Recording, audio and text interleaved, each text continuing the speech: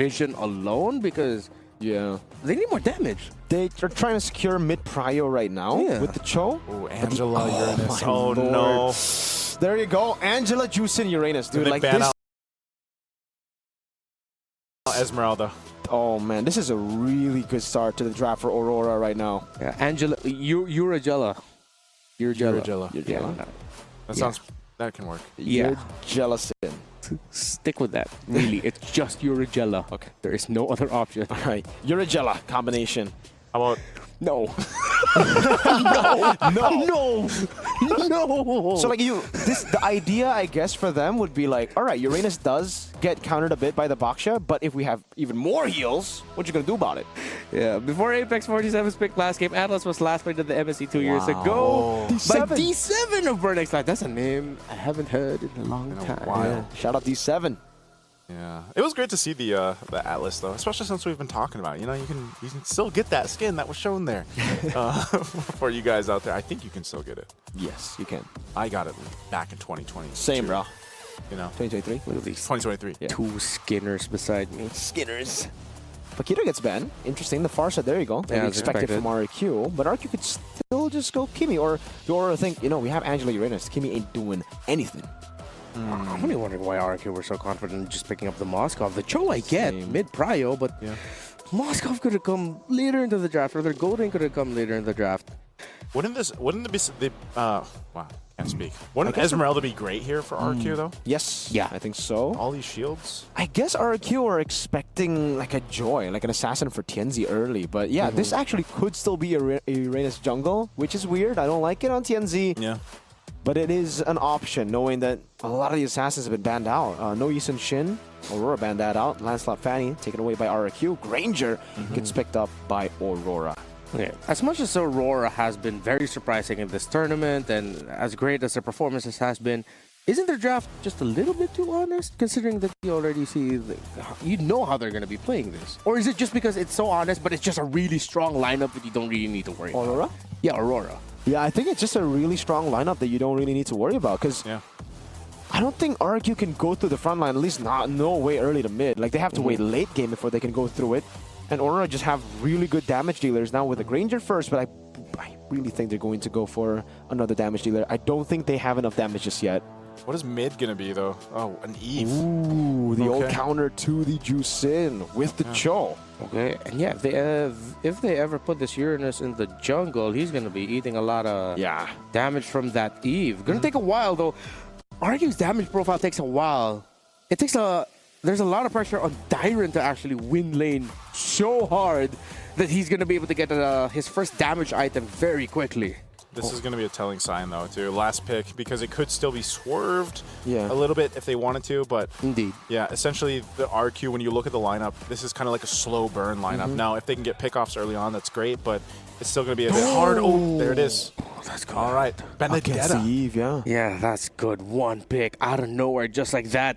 Similar to another Aurora EXP laner from the Philippines. Will this Benedetta actually end up into the EXP lane? That could end up becoming the reason why this Eve-centered formation of RQ gets broken down. Will it be a sweep and straight to knockouts for Aurora? Or will RRQ force game number 3?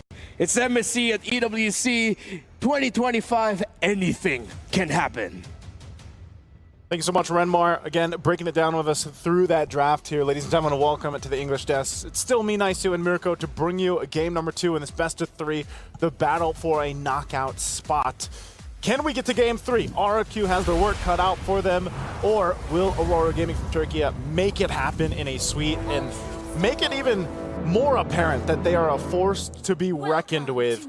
So looking at these lineups here, still TNZ, like we said, is going to be rolling with that Uranus in the jungle. This is a utility matchup now, and we were building up these junglers leading into this, and they've got the compositions, I feel like, to complement them. I'm only just hoping that, for RRQ anyway, they need enough time to make this lineup get online and be able to pop off later on.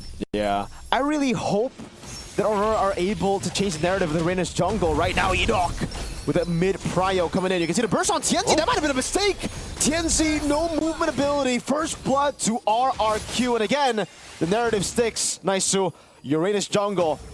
Not so good. Well, so far. I mean, we got to see.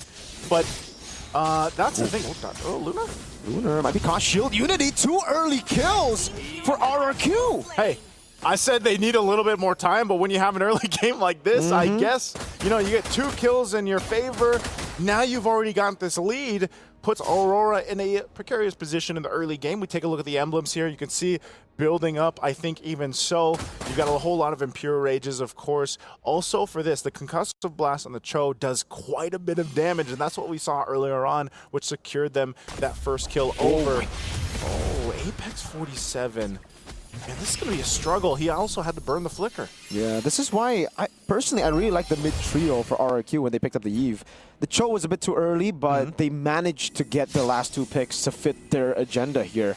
Mid-prio was almost certainly going to be RRQ almost every single time. Shield Unity coming down to damage with the Jikundo too. Eye for 9, a Petrify used up, and it will just end up with a kill. Bravest Fighter by Tyron! Onto the turret! Oh, that burst! At least it'll be traded out with Rosa getting the kill, but a turtle has already been started by RRQ as Edok goes for the Jikundo, knocks Tianzi up. Sutsujin coming in with the Shield Unity, and that's the RWM to lock him down. Edok with the Lancer Flare thrown back. Oh no. That's it. Oh, purple buffs take as well, I think. Yeah, they're going to put pressure here. So tough. You see how that fight played out, too. It looks like, yep, just going to lose the buff. Are they going to stall this out? I mean, he's so tanky. No way. He's just going to roll on out. Okay. Again, that fight was a perfect picture of exactly what this lineup can do. Even the fact that you're so tanky in a Baksha, you can just play into the real-world manipulation around these objectives is the major advantage of this composition. Meanwhile, all this is happening, and Toy is just free to farm up, do his thing, because you can rely on this rest of this composition to do its part. I was thinking it would take them a lot longer to get online, man, but they are already there. And now that you have a level 4 for Edok, he's going to be most likely going for those kicks, going into those plays. Sutsujin getting an advantage too. 2 kills already this early on. A 2-level advantage against Tianzi is why we see him just taking what he wants. Sigeboom able to secure a few of those kills. Edok try to look for a pick there, and yeah, right now it's low game for RRQ, and this is like back to at least Sutsujin. And again, there's a long Shield Unity. Edok takes a turret shot too. Poisson's in the mid lane, and the consecration by Tianzi. I'm just actually, you know, now that we see this, it's like it can be the same thing for Aurora where Rose is so up front. Okay, Rose is fine. But that's the thing. They have to rely on this Granger later on.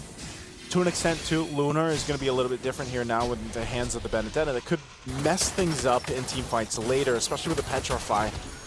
Going for that backline, going for the Eve if she sets up, if he tries to set up the real-world manipulation. But I just don't know if they want to do it now. The Turtle's going to be coming up here.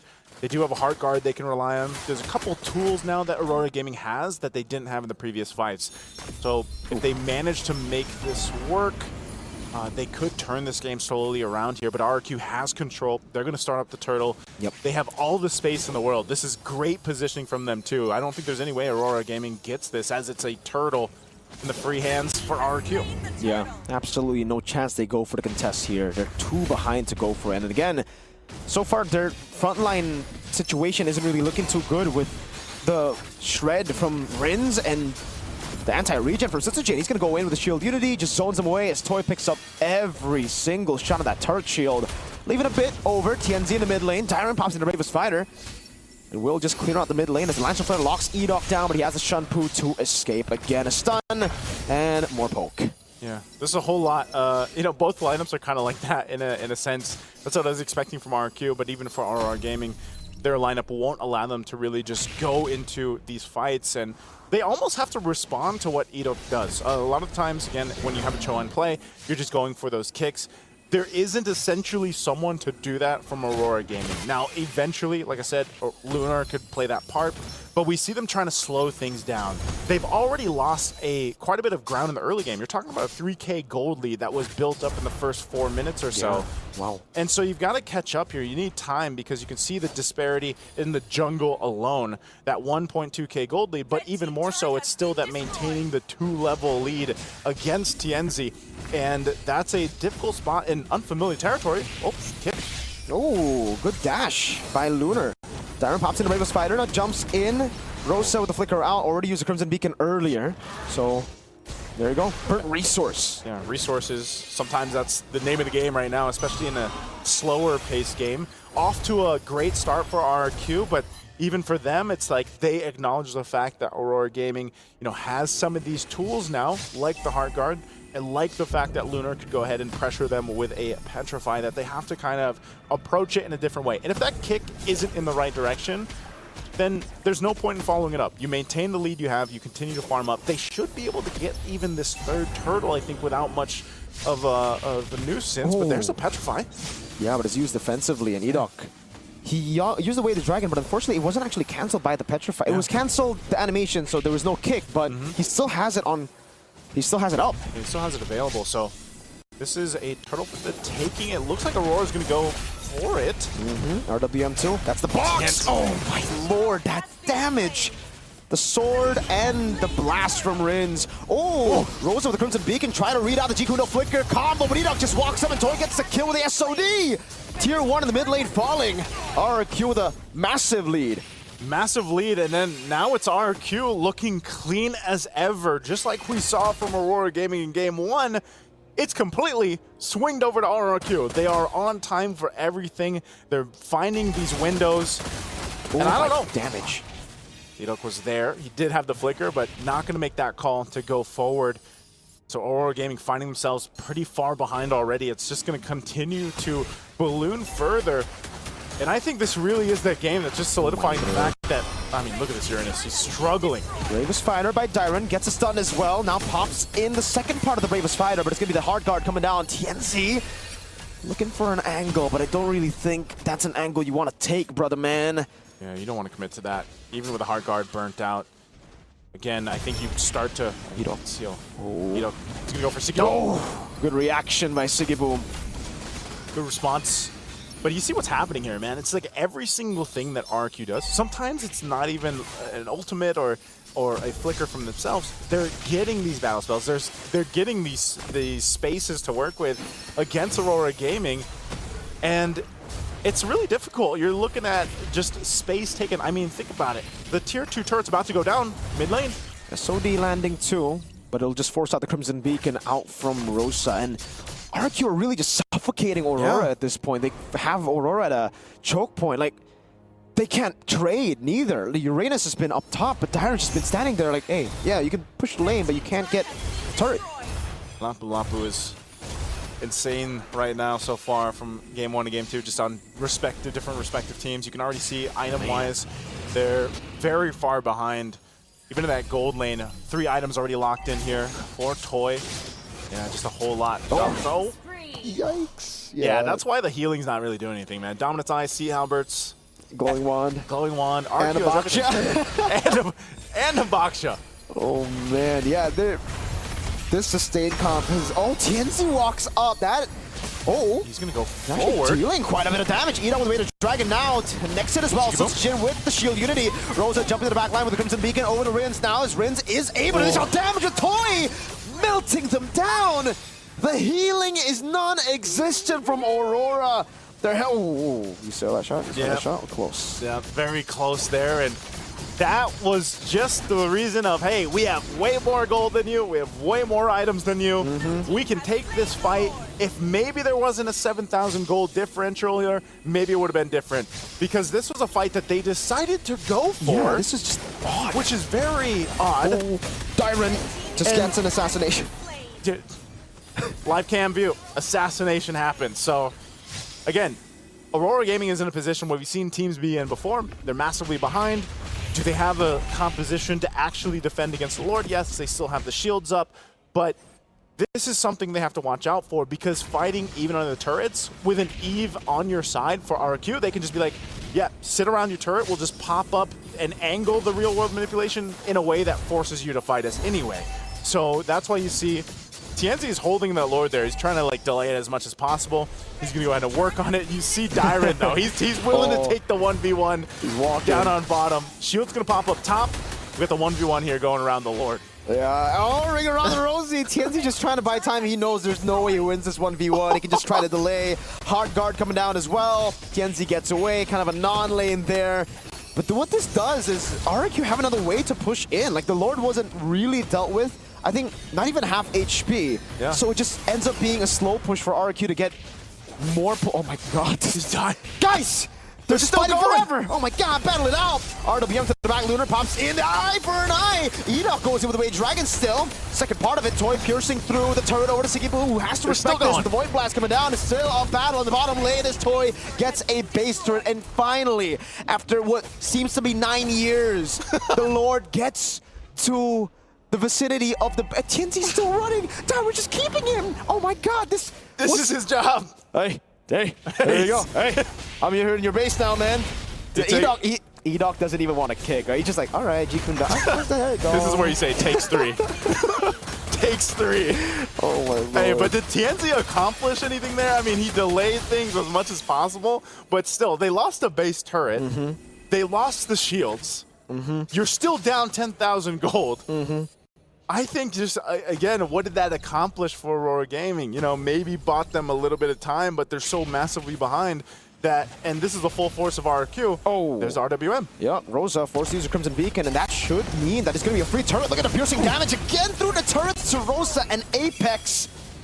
2 base turrets in the sides. 30 seconds for the neutral objective spawn. Lunar, before he can even swing his sword, gets blasted down by Rins. Yeah, this is so tough to see for Aurora Gaming just because they don't really have much positioning. Rosa picking up a brute force, trying to survive a little bit more here. Yeah, Twilight armor though for Susujin. This is a complete outclass for game 2, at least in this one. It's just completely in RQ's favor, and Aurora Gaming, I feel like they're almost in that position where it's like, we're a little desperate. We wanted to go ahead and maybe take these fights, maybe force it, because it's getting to that point where it's just so one-sided for them. Luna in trouble. Eye for an eye coming down, but Petrify and the final slash, or sorry, the final blow. Oh no. 2 shots over to Tianzi. At least he's getting tanky, but Edoc walks up to Jikundo. That's a flicker off for Sigiboom, but the way of the dragon knocks him down, and the RWM forces Sigiboom to just take the shot from Sutsujin. The base wide open, RRQ will crack it up as Tyrant pops in the Bravest Fighter. They'll take a bit longer here as they're actually out of minions. Oof, they don't have minions. It's a little bit of health left.